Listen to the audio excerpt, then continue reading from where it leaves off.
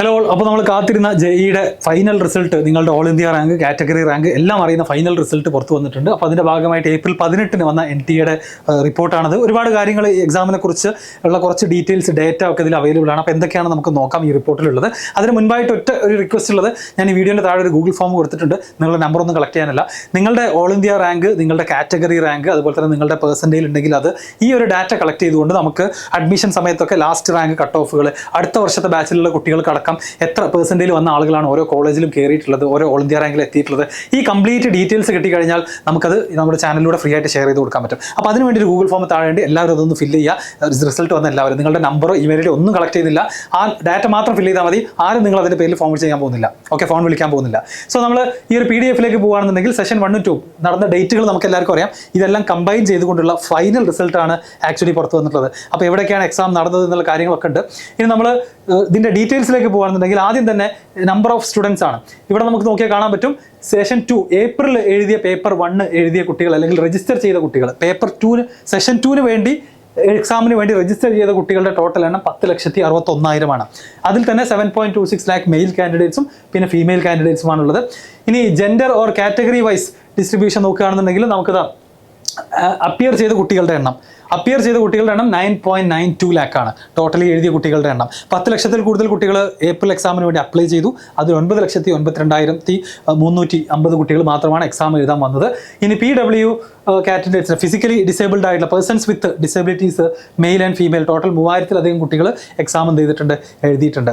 ഓരോ ഷിഫ്റ്റിലും 9 എക്സാമുകൾ നടന്നു അല്ലെ, 9 എക്സാമുകൾ നടന്നതിൽ ഷിഫ്റ്റ് വൈസ് നോക്കുകയാണെന്നുണ്ടെങ്കിൽ ഇതാ ഏകദേശം എല്ലാത്തിലും ഈക്വൽ ആയിട്ടാണ്, പരമാവധി എല്ലാ ഷിഫ്റ്റിലും സെയിം നമ്പർ ഓഫ് കുട്ടികളെയാണ് NTA അലോട്ട് ചെയ്തിട്ടുള്ളത്. അതിൽ അപ്പിയർഡ് കാൻഡിഡേറ്റ്സും ഏകദേശം ഒരുപോലെ തന്നെയാണ് വന്നിട്ടുള്ളത്. ചെറിയ ഡിഫറൻസുകളൊക്കെ നമുക്ക് കാണാൻ പറ്റുന്നുള്ളൂ. ഓക്കെ, ഇനി താഴേക്ക് പോകുകയാണെന്നുണ്ടെങ്കിൽ ഇതാണ് നമ്മൾ വളരെ ഇമ്പോർട്ടൻ്റ് ആയിട്ടുള്ള ഡാറ്റ. ഈ വർഷം ജനുവരി എക്സാമിന് വേണ്ടിയിട്ട് കോമൺ ആയിട്ട് 2 എക്സാമിനും രജിസ്റ്റർ ചെയ്ത കുട്ടികളുടെ എണ്ണം 8.3 lakh ആണ്. രണ്ടിലും എഴുതിയ കുട്ടികളുടെ എണ്ണം, 2 എക്സാമും എഴുതിയ കുട്ടികൾ വെറും 7.75 lakh മാത്രമേ ഉള്ളൂ. അതുപോലെ തന്നെ ജനുവരിക്ക് വേണ്ടി രജിസ്റ്റർ ചെയ്തത് 13 ലക്ഷത്തിലധികം കുട്ടികളും ആ എക്സാം എഴുതിയത് 12.5 lakh. അത് കഴിഞ്ഞ് ഏപ്രിലിന് വേണ്ടി രജിസ്റ്റർ ചെയ്തത് 10.6 lakh, എഴുതിയത് 9.92. സോ നമുക്ക് ഫൈനൽ ഡാറ്റ ഇതാണ്. നമ്മുടെ ഈ വർഷത്തെ 2025 JEE എക്സാമിന് വേണ്ടിയിട്ട് ടോട്ടൽ 15.3 ലക്ഷം കുട്ടികൾ രജിസ്റ്റർ ചെയ്തു. എക്സാം എഴുതിയത് യുണീക്ക് ആയിട്ടുള്ള കാൻഡിഡേറ്റ്സ് കണ്ടോ, അതായത് ജനുവരിയിൽ കുറേ ആളുകൾ എഴുതി, അതിൽ ഒരുപാട് ആളുകൾ ഏപ്രിൽ എക്സാം എഴുതിയിട്ടില്ല, പക്ഷെ അവർക്കൊക്കെ റിസൾട്ട് ഉണ്ടായിരിക്കും, ഫൈനൽ റിസൾട്ട് ഉണ്ടായിരിക്കും. സോ നമ്മൾ കമ്പൈൻ ചെയ്താൽ unique candidates appeared in 2025 14.75 lakh ആണ്. 14,70,75,000 കുട്ടികളാണ് 2025 JEE മെയിൻ എക്സാം എഴുതിയിട്ടുള്ളത്. ഓക്കെ, ഇനി കട്ട് ഓഫിലേക്ക് വരികയാണെന്നുണ്ടെങ്കിൽ ഇത് നിങ്ങൾ കണ്ടിട്ടുണ്ടായിരിക്കും. കട്ട് ഓഫ് എത്രയാണ്?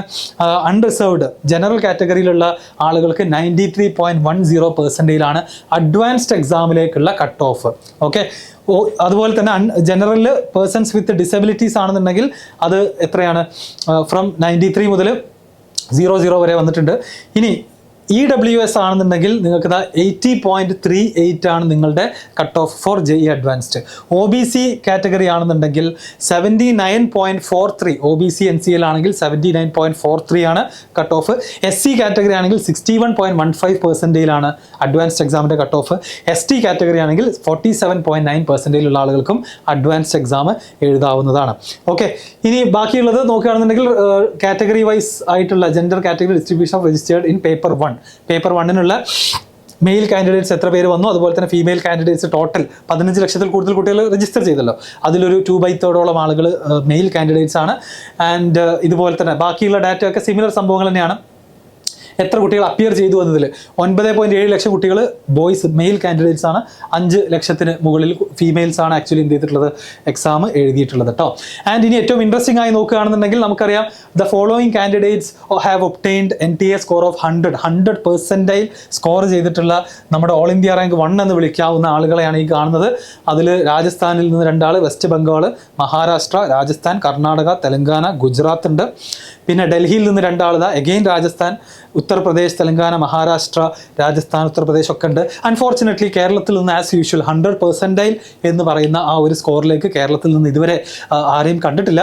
ഈ വർഷവും കേരളത്തിൽ നിന്ന് ആരും തന്നെ ഇല്ല എന്ന് പറയാം. ടോട്ടൽ 24 കുട്ടികളാണ് 100% ഈ തവണ സ്കോർ ചെയ്തിട്ടുള്ളത്. അവർക്ക് 100% മാർക്ക് കിട്ടിയെന്ന് നമുക്ക് പറയാൻ പറ്റില്ല, പക്ഷേ ഈ നോർമലൈസേഷൻ ഒക്കെ കഴിഞ്ഞ് അവരുടെ പെർസെൻറ്റേജിൽ എന്താണ് നമ്പർ 1 തന്നെയാണ്.